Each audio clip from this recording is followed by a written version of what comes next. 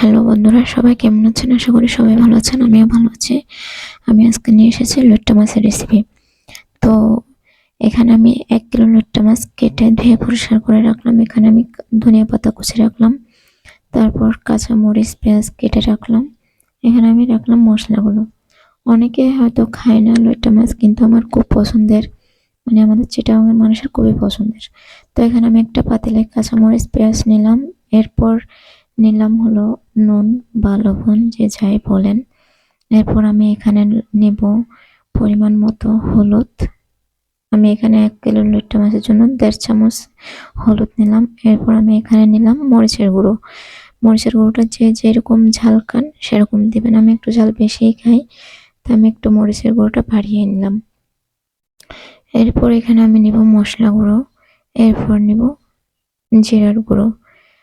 আমি অল্প করে জিরার গুঁড়ো নিলাম। আমার জিরার গুঁড়োটা দিলে তরকারির ঘ্রাণটা একটু ভালোই লাগে।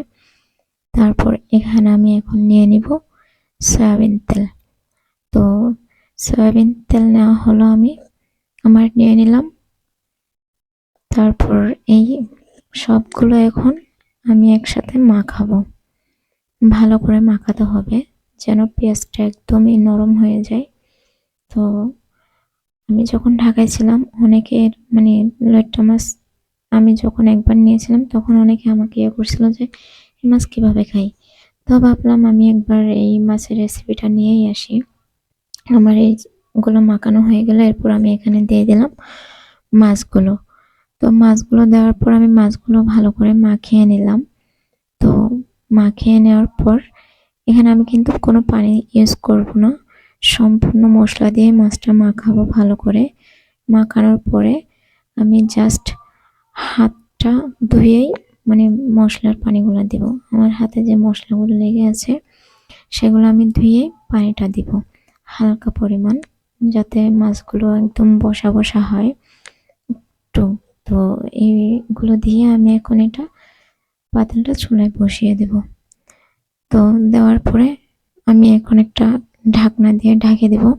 এরপর আমি 5-7 মিনিট পরে এসে মাছগুলো এভাবে নাড়িয়ে দিব। কেউ চামচ ইউজ করবে না, চামচ ব্যবহার করলে কিন্তু মাছগুলো একদম ঘেটে যাবে। তো কিছুক্ষণ পর পর এসে আমি এভাবে নাড়িয়ে দেব। তো নাড়িয়ে দেওয়ার পর আমার এখন প্রায় শেষ হয়ে আসছে রান্না।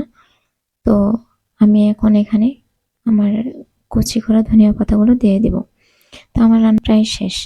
যদি কারো ভালো লাগে অবশ্যই চ্যানেলটা সাবস্ক্রাইব করবেন।